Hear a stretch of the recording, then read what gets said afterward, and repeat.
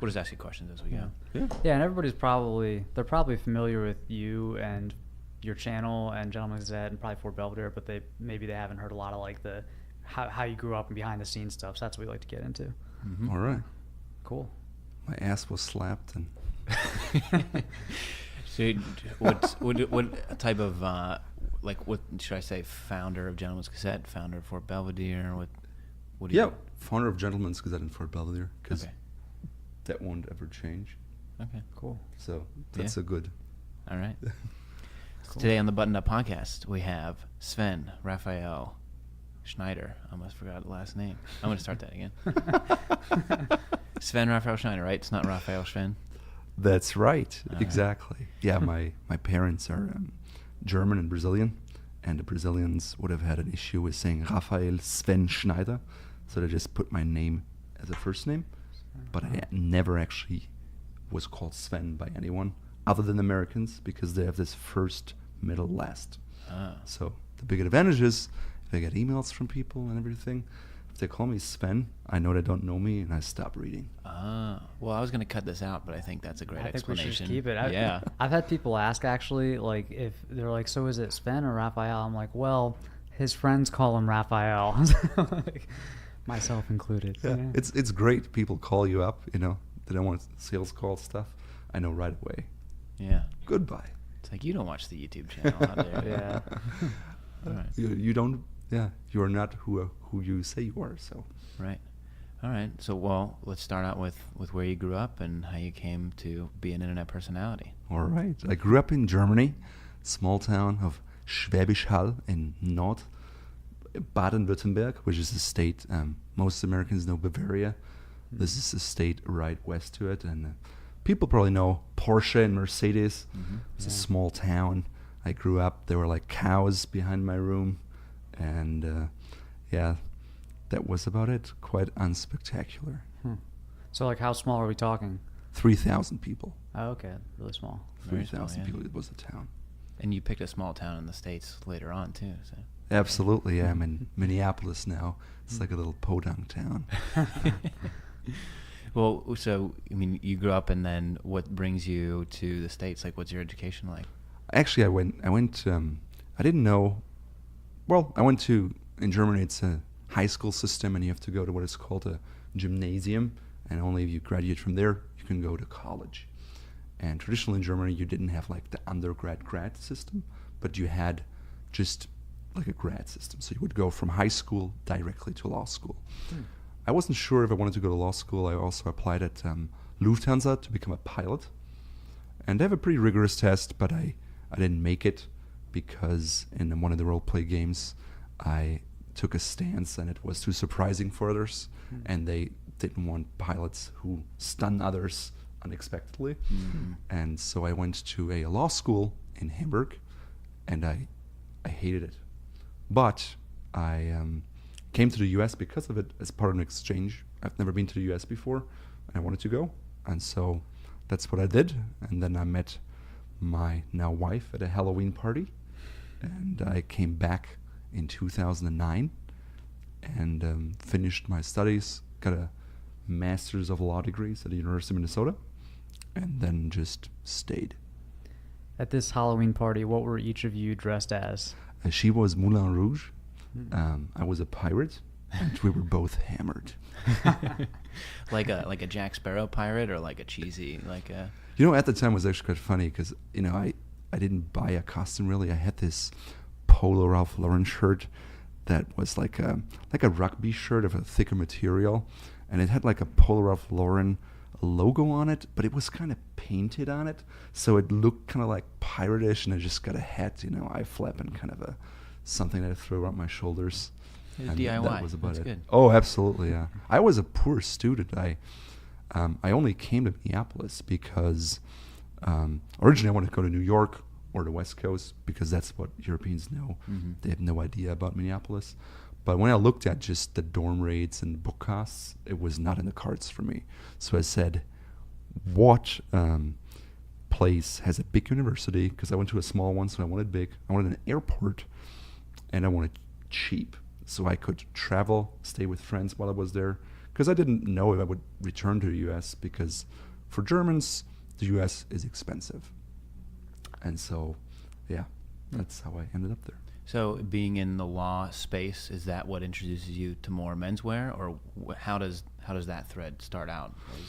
Actually, yeah, the first, my parents are not into clothing at all. Like as a kid, I would, get the jeans that were on sale or hand me downs from other people, and I didn't mind, Other people had the cool Nike Air Max or Shaq Reeboks. I had like the, Adidas that were on sale for like $30, which in Germany is pretty cheap for tennis shoes. But then when I was about 15, I started out on eBay. I was a paperboy at the time, and was making some money, and then I bought a fountain pen on eBay, and was in Germany as a student you write with fountain pens, and I got it. I wasn't sure it was any better, so I sold it. I made twice the money, and it was like, wait a second. I make a lot more money here than being a paperboy. So I started a fountain pen business. I was buying fountain pens. I was selling them. And it was great. I probably made in total over the time spent $120,000, which was a lot of money. Yeah. I also grew a fountain pen collection, and that was kind of my first business endeavor. I had to stop it when I went to law school, but because I had Montblanc fountain pens, they had Montblanc cufflinks. And so I got a pair of cufflinks with a fountain pen, and I was like, oh, now I need a shirt for it. And I didn't have one, never heard of it. Did some research and found, they're shirts. And that was my start into classic men's clothing. So without fountain pens, I would have maybe gotten the entrance into clothing much later. So that also starts you on like the vintage route, right? Because you're looking at fountain pens from certain years and then Mont Blanc. And because I think when I think of you and the channel, I think of like encyclopedia for menswear stuff, and it's like that kind of. And I also think vintage too. I know you're very into vintage clothing as well, and so exactly. And vintage was I like the styling of it, right? And the first book I had was Gentleman from Bernhard Rötzl, who's a German author. It's also translated in English, so you can check it out. And then I got like Dressing the Man, right? So classic men's style. A lot of 30 inspiration. And frankly, I didn't have much money. I mean, I made money with the fountain pens, right? So that was good. But my dad was always very value conscious. And so that's definitely something I learned. I can make a lot with a little. And so when I went to Munich and did like a civil service, I bought stuff. And since I was selling and buying on eBay for fountain pens, I was doing the same with clothing. I would find something nice, I would buy it and transition it and build a wardrobe that way. Right. So do you go into, how far into the law profession do you go? Are you a law clerk and then you start to practice, or do you not make it that far? No, in Germany it's a little different. It's a very long, drawn-out process. So you go to school, I did that, and then you take the first bar exam, and usually there's a 2-year period and you take a second. I didn't do that. But in the US, I got this Masters of Law, which entitles me to take the bar exam in New York, in DC, and in California. I took it in New York just because that's what everyone did, and it's kind of a prestigious thing for many people, but I didn't take any prep courses, and I didn't study, and I failed, so. But it was like, I just did it, I was like, whatever.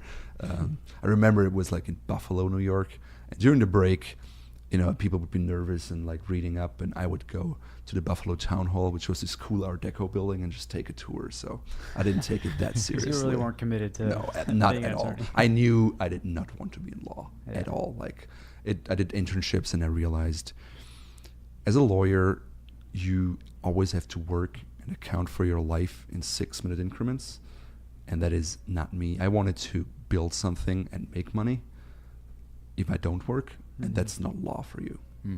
It's like the opposite. You're like literally trading your time for money. Exactly. And it's like once you're a partner, you actually even work more. It's not like it gets less. Yeah. And that was not a career path I wanted to pursue. You just get a nicer office and a bigger car.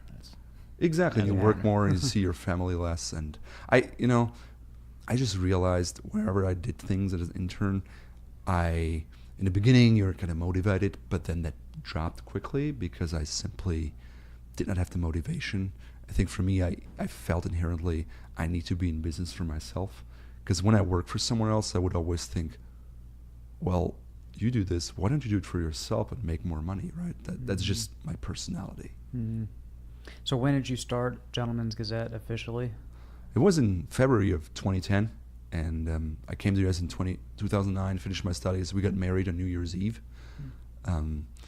And so then, at that time, there were fewer immigrants who wanted a green card, and there were more resources. So everything was a little faster, but it still took 3-4 months to get this work permit, and then the green card was like 9 months. But in the meantime, you're not allowed to work. So it was like, for the first time in my adult life, I have time on my hand. What do I do? And classic men's clothing had been my hobby, and I thought I knew it better than others. So I just was like, okay, I gotta do it. Just thinking that I know more is not cool. And then by the time the work permit rolled around, we had our first advertiser. So I was like, okay, how long is it going to take to make $100,000 as a blogger? Yeah. Because in 2010, blogging was relatively new. And so I was like, okay, let's do that. It was like you and Dan Trepanier, like style blogging. Yeah, and I think Will Burlke from A Suitable Wardrobe, he was even first, and then there was, I think Simon Crompton was also first, but it was a small space. And who was the first advertiser? It was actually a Kirby Allison's Hanger project. Oh yeah. Yeah, he came out, he reached out to us, and it was pretty nice. And then after a few months, he was like, oh, I really want a long-term contract, and was like, great. And so we sent all that long-term contract, and a few months in, he just stopped paying and was like, dude, what's going on? It was like, oh, I just don't want to pay anymore. I was like, what is that, right? And that's when I realized, in the beginning, I just scaled up and thought, oh, I want advertiser. If I can get 10 advertisers, easy peasy, right? And then I realized, oh, people don't do what they say they do. And even though I went to law school, I know that usually when you're involved in a lawsuit, you lose. So the only way to win is not to be involved in it. And so rather than kind of focusing my energy on going after him, I just decided to let it go and focus on growing my business. And later I talked to like Antonio Centeno from Real Men Real Style, and was the same thing there. He worked with Kirby Allison, and he just stopped paying, right? And so it's like, it's a pattern. It's the person. It's not me. Let's move on. Let's focus on what makes me money, rather than, in German we say, crying about spilt milk. Yeah, that's where that comes from. So you were doing all the writing then at that point, and you weren't doing any like photography or video back then. Actually, we were. Yes, I was doing all the writing. We did take some pictures. I bought like a point and shoot. We would do stuff. We would even kind of dabble in video, because I always felt you could see clothing better. Sometimes you take a picture and people say, oh, the suit doesn't fit you, and then you shoot a video and they're like, oh, take it back. Yeah, it's all good. Because you don't just stand there; you move around in clothing. Exactly. Yeah. And at the time, I saw there was like Aaron Marino was out there with his videos. Was pretty much the only one, and I remember just looking at the video and was like, oh my god, this guy has his laptop crooked on his bed, and it's like just all low production quality. And I just said to myself, oh, we are more of a high quality brand. Like either I do it right or I don't do it at all. Yeah. Now looking back, it would have been smarter to just start filming video. I would have learned so much more, and we probably today would have 10 times as many views or more. But that's live and learn, right? You can't just go back and turn back time, but you can analyze and see, what did I do? And I learned, just don't be afraid to do things, and don't think you have to theorize about it and prepare them, and because you learn so much along the way, and you can't make that up in theory. I feel like I hear that from a lot of guys. They're like, what camera should I buy? What microphone should I buy? Like this. And it's like, use your phone. Start right now. Exactly. Yeah. Use what you have, and then you really feel it out, what actually works. Yeah. And you get feedback too, like on YouTube, they're telling you, oh, your microphone is shit. And they're like, well, actually, it's not the microphone, maybe the editing. But you just, you realize it, right? Most people on YouTube, they say something because they don't like something. Yeah. Their conclusion is not right, but it points you in the right direction. Yeah, and if one person or even two people are saying it, probably a lot of people are thinking it, so it's worth taking into consideration. And as a rule of thumb, it's like when one or two people are saying it is one thing, but when you have 20, it's like, time to do something. Yeah. So you built Gentleman's Gazette into, a lucrative digital media company, basically, and then when did Fort Belvedere come along? Yeah, actually the plan was to be like Huffington Post and create content, sell ads. The reason we did that is we didn't have money. I was a poor immigrant. My wife was going to business school, and there wasn't money really laying around. So we started with $300, and we did that. Then about 1 or 2 years in, people started asking, "Oh, where did you get this?" And I'd say flea market in Vienna, and that's not helpful. So we realized, well, maybe we should just make these products, right? And my wife was a little hesitant because it's keeping stock, inventory. It's not easy. You need cash. And but yeah, we built it up to that. And then, of course, we had never done this before. So you have the warehousing component, you have the product component, the web shop component. And at the time, Shopify was really just in its infancy. Mm-hmm. Like no one knew if that would really be taking off. Even like WordPress wasn't decided that WordPress is going to take off. There was like Drupal and other stuff. Squarespace wasn't around. Mm-hmm. So yeah, lot to learn. And when was that? Like what year? I think 2011, 2012. Okay. It took us, I think, from like first inception of what brand to actual selling. It was like 2012 or 2013 when we started selling, I think. Okay. I think 2013. And did that change? What impact did Fort Belvedere starting to get some traction have on Gentleman's Gazette? Like, did Gentleman's Gazette become very clearly a marketing vehicle for Fort Belvedere, or do you see them as two separate things, or how does that work? Well, at first it started out me writing, right? It was about growing the site.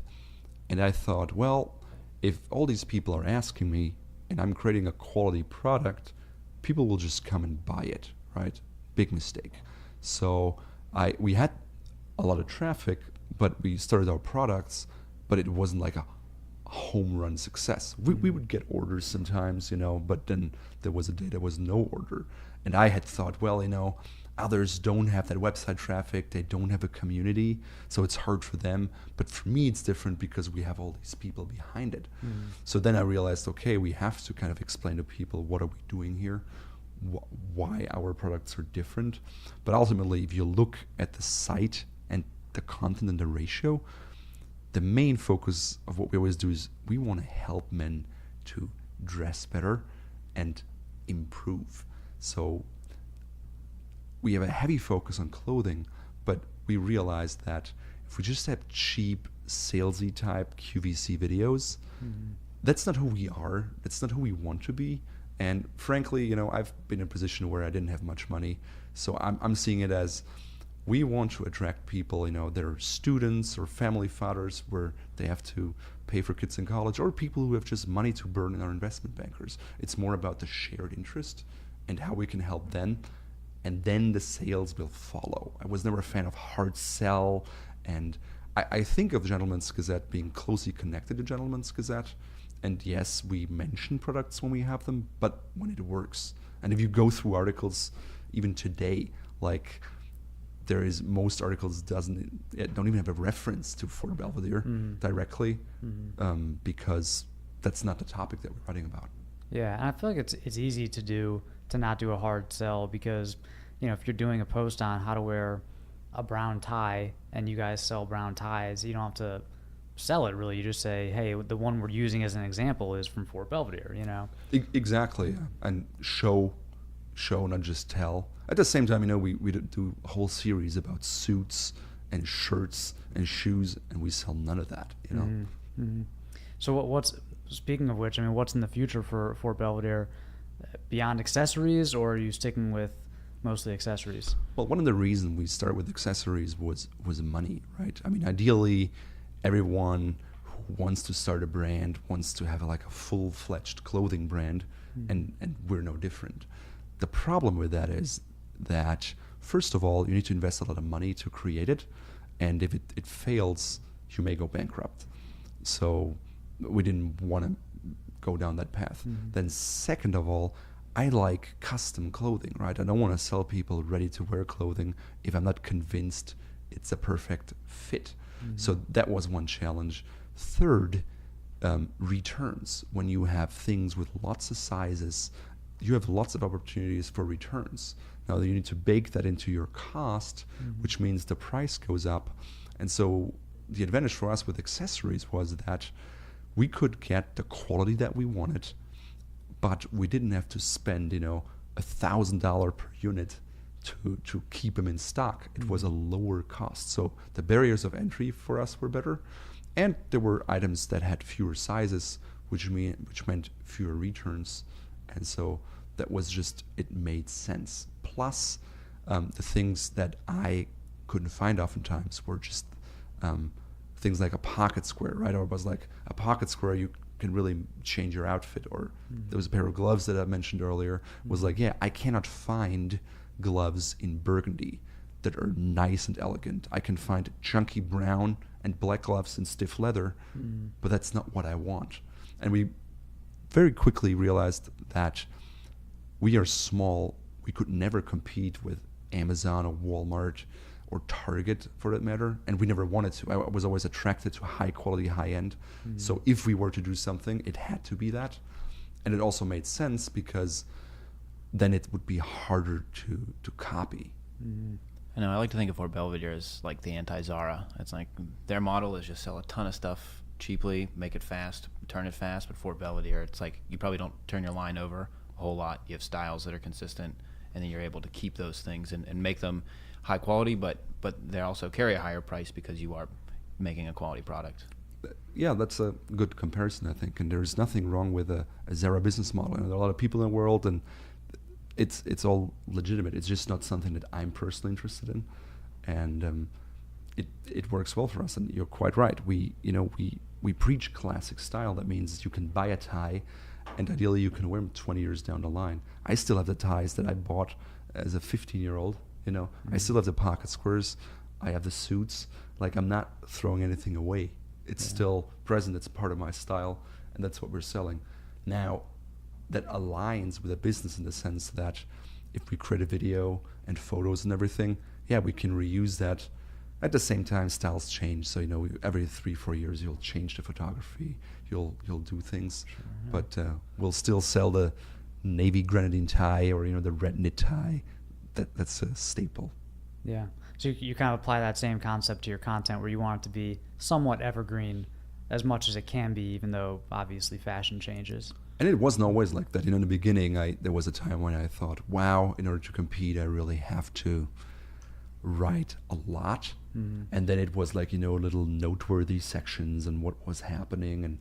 But I could feel that if I would continue down that path, I'd probably get a burnout.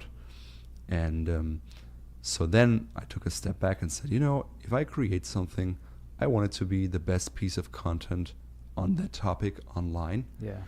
And I got interested in SEO too, and it was interesting to look at Google and what they were looking at. And even then they had algorithm changes. But I took, again, a step back and said, okay, if Google wants me to create useful, valuable content for people, and that's what I provide, no matter what the algorithm changes, we will never get penalized. And I don't have to go back and work on that. I can work on new content. But ideally, yes, I wanted to create one piece, get 1,000 people on it, and do that 1,000 times, so I get 1 million page views a day. Obviously, it's not like that, and it's not that easy, but the concept is definitely something that drives us as a company. Yeah, I totally agree. So we have a rapid fire session, which is quick one-word answers. Are you ready for that? Yes. Okay. So Oxfords or Brogues? Oxfords. Morning shower or evening shower?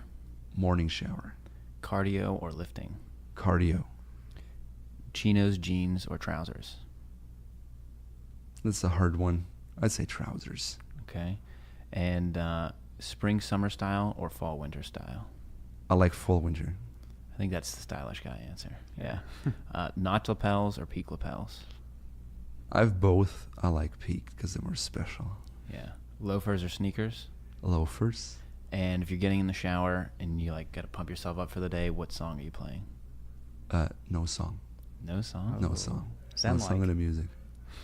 I'll just take a shower. That's it. I thought it'd be like classical or something, like some epic piece. Rammstein. No, yeah, no. What do you listen to? I don't even know what your musical preferences are. Frankly, I like to listen to music, but I rarely have the initiative to just go out and put something on. if I listen to stuff, I like acoustical things. I like classical music. We go to concerts. But I also like, Queen, or Radiohead, or The Tallest Man on Earth. Like, whatever I find that resonates with me, I listen to. But Eclectic. yes. Nice. That's great. That's what I would expect. So, Raphael, thank you for coming on the Button Up Podcast. Thanks for having me. Telling your story. And everybody check out Fort Belvedere, and I think everybody should know the Gentleman's Gazette. All right. Well, thanks, guys. Yeah, thank you. Thank you. Take care, man. Thank you for listening to the Buttoned Up Podcast, a collaboration between John Shanahan of The Cavalier and Brock McGough of Modest Man, and we will see you next week.